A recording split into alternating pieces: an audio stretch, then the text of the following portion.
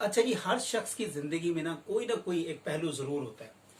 मतलब वो नसीहत का कोई ना कोई पहलू आप निकाल लें तो किसी ना किसी जिंदगी के इंसान की किसी ना किसी जिंदगी के एक मोड़ पे एक वाकया ऐसा होता है, एक हादसा ऐसा होता है कि जिस हादसे के सबब वो अपने सीधे रास्ते पर आता है।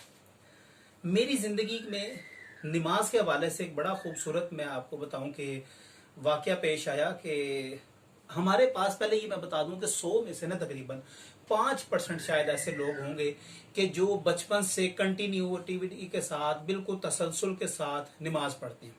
वगरना मोस्टली जो लोग हैं वो किसी ना किसी तरह जो है ना वो नमाज से बड़ी देर बाद वाबस्ता होते हैं और फिर जाके वो कंटिन्यू के साथ तसलसल से नमाज पढ़ते हैं। मेरी जिंदगी में भी जो है ना वो बुनियादी तौर पे के ऊपर जो है वो यही मसाइल थे कि नमाज पढ़ता था लेकिन कभी बहुत कम, कभी बहुत ज़्यादा, कभी कंटिन्यू कर लेना, कभी छोड़ देना, और बस यही तसलसल रहता था। मैं अब चूंकि हदीस का तालिब इल्म हूँ, कुरान मजीद का तालिब इल्म हूँ, तो मेरा इनके साथ जो है वो ताल्लुक रहता है। अब हुआ क्या, एक दफ़ा कि मैं बैठा हुआ था और कुरान मजीद पढ़ रहा था, और पढ़ते पढ़ते, क्योंकि मेरा आदत था कि मैं ट्रांसलेशन के साथ ज़्यादा उसको पढ़ता हूँ, मैं पढ़ता पढ़ता सूरत मुदस्सिर की तिलावत कर रहा था और वहां पर एक खूबसूरत बड़ा मुकालमा आया। मुकालमा मतलब एक जन्मी और जनती के दरमियान मुकालमा है ये, और ये बड़ा खूबसूरत मुकालमा है। एक तरफ जनती खड़े हुए हैं, एक तरफ जन्मी खड़े हुए हैं। अब ये जो है वो जनती जो है वो जन्मियों से सवाल करते हैं, माँ साला कुम फी सकर, वो तुम्हें जहन्नम में कौन सी चीज लेके आई है, तुम्हें तो जहन्नम में फिर ऐसा क्या काम किया जो तुम जहन्नम में आ गए हो। अब जहन्नमी जो है वो पहला जो उन्होंने जवाब दिया वो जवाब पढ़ के मेरे रोंगटे खड़े हो गए। और वो जवाब क्या है? वो जवाब है कालू लम नकु मिनल मुसल्लीन, और कहा उन्होंने कि हम नमाज नहीं पढ़ते थे। आप यकीन करें, जब मैंने ये आयत पढ़ी तो मेरे ना ऐसे रोंगटे खड़े हो गए। मैंने कहा यार अब नहीं, अब बस, अब नमाज शुरू करनी है।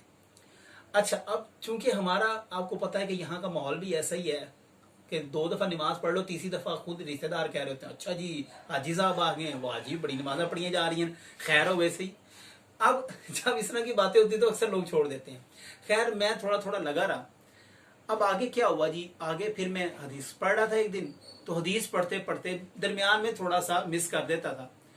हदीस जब मैंने पढ़ी उसमें नबी करीम अलैहिस्सलाम ने फरमाया कि मुसलमान और मुशरिक के दरमियान फर्क करने वाली नमाज है। दोस्तों सामाईन, मैं आपको ये बता रहा हूँ, जिस दिन मैंने हदीस पढ़ी मैंने एक ही सवाल अपने आप से किया, बस, क्या मैं मुसलमान हूं अभी भी?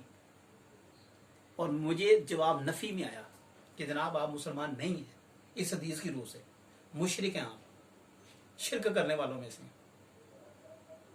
मैंने वो दिन गया, ये दिन आया। अब इसमें एक और भी बड़ा मसला है कि जॉब में जाता था, जॉब वाले अलाउ नहीं करते थे कि जी आप नमाज पढ़ें।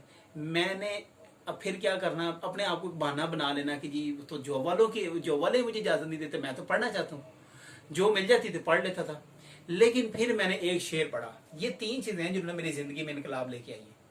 तीसरा शेर था लाहौती साहब का, वो फरमाया करते थे, बड़ा मशहूर शेर है, उन्होंने फरमाया, ए ताहिर लाहौती उस रिस्क से मौत अच्छी, ए ताहिर लाहौती उस रिस्क से मौत अच्छी, जिस रिस्क से आती हो परवाज में कोताही।